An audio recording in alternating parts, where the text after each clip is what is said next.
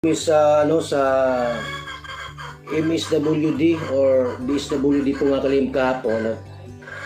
Hello mga langga, mapagpalang araw sa ating lahat. Welcome back sa aking munting tahanan. Ngayon magbibigay lang tayo ng latest update at syempre ng sarili nating opinion. Batay lamang o base sa ating napapanood. Dito kasi sa problema nga ni Ate Melissa, kung saan nga ay gustong-gusto niya nang makuha at makasama itong si Jimel.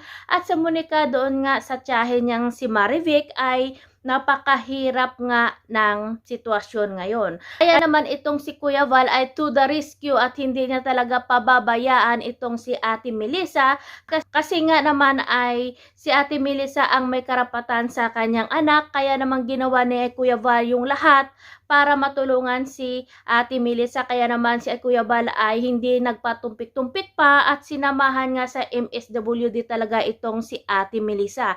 Kasi nga ayon kay Kuya Val, mahirap na yung pag sa barangay, lalong-lalo na pag may kilala ka, parang wala kang laban doon. Kaya ito mga langga, panoorin natin.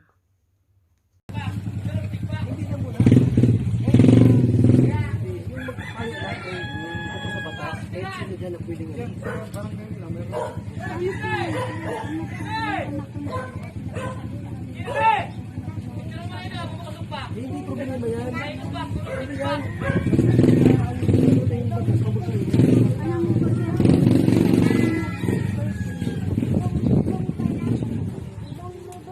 Ayaw mo na isipin yun. Kaya kami nandito para tulungan ka. Kahit sa matigas sila, nabasagin natin. Kaya magbumin tayo. Kami sa MSWD or DSWD po nga kalim kahapon. Yun nga kasama namin si Ate Melissa, yung pong nanay ni Jimel. So doon po ay sumangguni kami sa mga pwede po namin gawin doon sa problema po ng nanay o ni Melissa po na gustong kunin yung kanyang mga anak, si Jimel at saka si Monica. Abangan nyo po mga kaibigan yung gagawin po namin. Abangan nyo po. Hindi na kami dadaan sa barangay kasi sa barangay po medyo alam nyo na, pagka kilala ka sa barangay at mayroon kang pangalan o mahirapan tayong mag-penetrate doon, makapasok. So ito po isang hakbang na kung saan neutral po yung ating nilapitan tungkol doon sa problema. So abangan nyo po yung aming pong pagpunta roon. Wala pa kaming schedule po ng araw at oras, pero asahan nyo po mga kalingap, mayroong pag-uusap na gagawin. Hindi kami nag-video kasi bawal doon. Bawal ilabas yung video po, bawal mag-video doon dahil ito po yung masinang pag-uusap. Mismo po yung pinaka-head ng DSWD or MSWD po, municipal bagay ito, sa munisipyo ng dito. Basta po, abangan nyo po yan, mga kaibigan. Ayun na mga langga, napanood natin at narinig natin mismo kay Kuya Val na gagawin niyang lahat para lang makakasama nga ni Ate Melissa yung mga anak niya. At syempre siya talaga yung may karapatan doon kasi nga siya yung nanay. Kahit ano pa yung sabihin ng ibang tao na hindi maganda sa kanya, karapatan at karapatan niya rin yun. Walang makakapigil na makuha ni Ate Melissa yung mga anak niya. Kahit na dito sinabi ni Ate Melissa na napakamatigas ng tiyahe ni Jimel pero wala silang magagawa, kaya nga sinamahan na nga. Kaya naman ay mas pinili ni Kuya Val na doon na magreklamo sa MSWD o sa DSWD talaga sa bayan para naman ay masigurado na yung batas ay magiging fair at makuha talaga ni Ate Melissa yung kanyang mga anak kasi siya naman talaga yung mas may karapatan. Kasi nga ayon kay Kuya Val, pag doon lang talaga sa barangay, pag mga syempre kilala na yung tao doon, minsan hindi natin maiiwasan na pinapanigan ng iba yung kilala nila o mas kilala na doon. Kaya dito nga sa nangyari kay Ate Melissa ay medyo malabo yung laban niya dito. Kaya naman yung naisipan ni Kuya Val na mas maganda na nasa bayan na talaga sa MSWD na pumunta, at doon nga ayon kay Kuya Val ay bawal silang mag-video doon kasi nga privacy naman talaga at private, kailangan talaga yan, hindi dapat ipalabas o ipakita sa publiko. Kaya mag-pray tayo na sana ay maging maayos na yung pagkuha ni Ate Melissa, kahit na parang pinanghihinaan ng loob itong si Ate Melissa, kasi nga alam naman natin na nang dahil nga sa video ni Ate Marivic na nakita naman natin ng lahat na napakatapang niya, siguro medyo natakot din itong si Ate Melissa, kaya parang nag-aalanganin siya. Pero sabi nga ni Kuya Bal ay sasamahan siya ni Kuya Bal, hindi siya, wag siyang mag-alala at wag siyang matakot, kasi nga andyan si Kuya Bal, gagawin nila yung lahat para na makuha yung anak ni Ate Melissa na si Jimel at si Monica. Ate Melissa, huwag kang mag-alala, huwag kang matakot. Karapatan mo bilang ina na makuha at makasama mo yung dalawa mong anak. Kahit ano pa yung sabihin nila, ano pa yung paninira yung gawin nila, ay ikaw yung may karapatan dyan sa mga anak mo, kasi nga ikaw yung nanay. Kahit na umabot pa kayo sa husgado o kay Sir Raffy Tulfo, pag yan umabot yan, mapapahiya sila. Diba? Mapapahiya sila. Ilang bisis, ilang kaso na yung nagawa na yan ni Raffy Tulfo. Ilang bisis na mga kaso na ganyan, Ate Melissa, na hindi ibigay ng lola o ng tiyahin yung anak, pero bandang huli walang makakapigil. Mananaig pa rin yung batas at yung pagiging nanay mo sa dalawa mong anak. Kaya wag kang panghinaan ng loob, kasi nga marami yung tumutulong sa'yo. Kaya sabi mo, diba, noon tahimik ka lang, ngayon lalaban ka. Kaya panindigan mo kung ano yung sinabi mo. Inumpisahan mo, dapat tatapusin mo yan. Huwag kang matakot, maraming sumusuporta at nagmamahal sa'yo. Maraming taong tutulong sa'yo. Andyan na, isa na dyan si Kuya Val, sila Kalingap Red Noveno, mga Kalingap partners na handang tumulong sa'yo. Kaya huwag kang panghinaan ng loob. Laban lang, Ate Melissa, para makikuha mo yung karapatan mo bilang ina at syempre makasama mo yung mga anak mo. Kaya hoping and praying tayo na sana maging maayos na to, maging maganda yung kalalabasan ng nila, nung pag-uusap, kasi nga MSW din na talaga yung pinuntahan nila, Kuya Val. Siguro dito ay mabibigay na talaga yung karapatan kay Ate Melissa, kasi nga sa kahit ano pa yung gagawin nila dito nga sa tiyahin ni Jimel, oo, kayo yung nag-alaga, ilagay natin na kayo yung nag-alaga sa bata, pero nga ay may mas karapatan talaga yung nanay, kasi nga nanay niya yun. Kahit nasabihin natin nung sinabi mo na kung sasama yung mga bata, parang sigurado talaga kayo, sila Ate Marivic dito, na hindi talaga sasama yung mga bata. Kayo naman talaga yung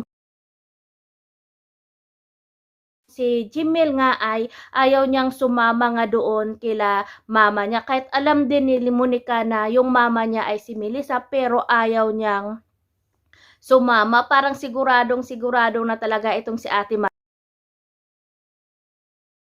Pero Ate Marivic, masasabi ko lang, kahit ano pa yung gawin nyo o ano pa yung sasabihin ng mga bata, kahit hindi sila sasama, makukuha din ni Ate Melissa yung mga anak niya, kasi siya yung nanay, siya yung may karapatan. Kahit sabihin mo man na kung ano bang hindi maganda yung mga sinasabi mo laban kay Ate Melissa, ay wala kang magagawa, kasi tiyahin ka lang, nanay siya, wala kang kalaban-laban. Kahit ikaw pa yung nag-aalaga simula nung maliit pa hanggang sa paglaki na nila hanggang ngayon, ay kahit nasabihin natin na inabando na o iniwan ni Ate Melissa yung anak niya sa'yo, pero wala ka pa rin karapatan.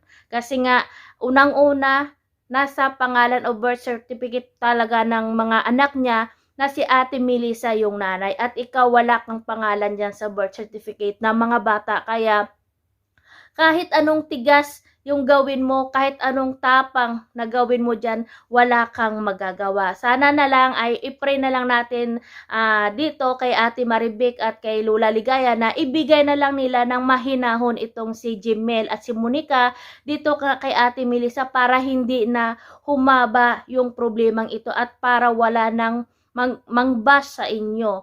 Kasi nga mas maganda na to na maayos to na si Kuya Val yung magiging daan nila para maayos yung problema. Kasi nga nakakaawa din itong si Ate Melissa kasi bilang isang ina, nakakalungkot man isipin at masakit din sa atin na damdamin na hindi natin makikita o makakasama yung anak natin na minimiti at syempre nanay tayo, namimiss natin yung mga anak natin.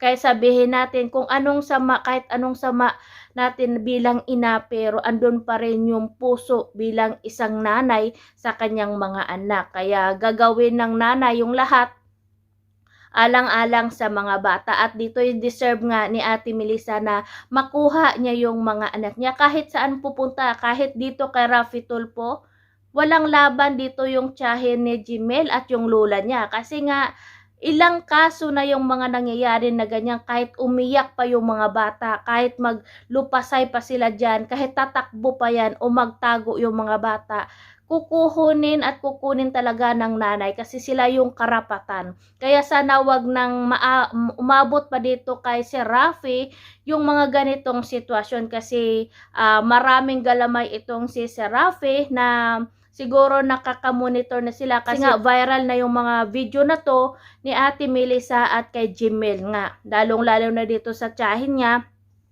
Pag ito makaabot talaga kay si Raffy Tulfo, hindi lang yan yung maaabot mo itong si Ate Marivic. At tsak nakatakot-takot na banat yung gagawin ni si Raffy dito. Kasi talaga kahit balibalik ta rin man yung mundo at kung saang batas man tayo pupunta o sasangguni, isa lang yung kakalabasan ng kaso na to. Yun ay mapunta yung pangangalaga ng mga bata dito sa nanay nila. Kasi nga lalong-lalo na yung tatay nila ay meron din sariling pamilya. Naman yung custody talaga at yung buong rights talaga ay mapupunta kay Ate Melissa bilang nanay na makuha niya yung mga anak niya. Kaya naman dito masasabi ko lang kay Ate Marivic, kay Lola Ligaya, masakit man, ganyan talaga yung buhay.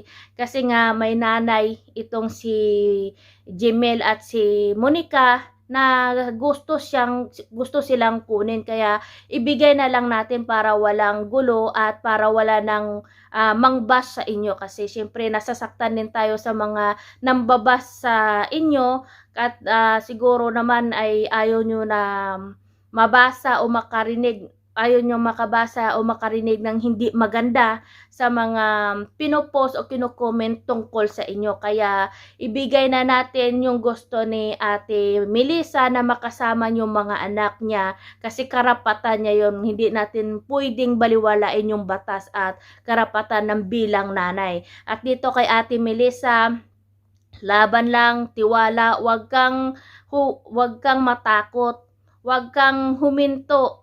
Ituloy ang laban para sa iyong mga anak. Maraming taong na handang tumulong sa iyo. Isa na dyan sila Kuya Val, sila Red Noveno na handang tumulong sa iyo hanggang sa huling laban mo. Ayan na nga, 'di ba? Hindi lang 'yan yung tulong, meron din 'di ba? Hindi lang 'yan, bumuhos din yung tulong sa iyo na mapaganda yung bahay mo at mapaayos para paghahanda na rin sa pagdating ng dalawa mong anak. Kaya naman Ate Melissa, tuloy lang yung laban, sipag at tiyaga lang at syempre huwag mawalan ng pag-asa, maniwala sa taas kasi walang imposible kung mananalig tayo ng taimtim sa puso natin. Kaya kay Kuya Val Santos Matubang, Ma'am Edna, mga Kalinga partners, mga sponsors na walang sawang tumutulong sa mga taong nangangailangan, more power, more blessings to come. Si God na yung bahalang bumalik. Kung ano man yung mga magagandang naitulong nyo sa kapwa, siya nang bahalang bumalik sa inyo. Kaya more power, more blessing to come, and Jesus love us.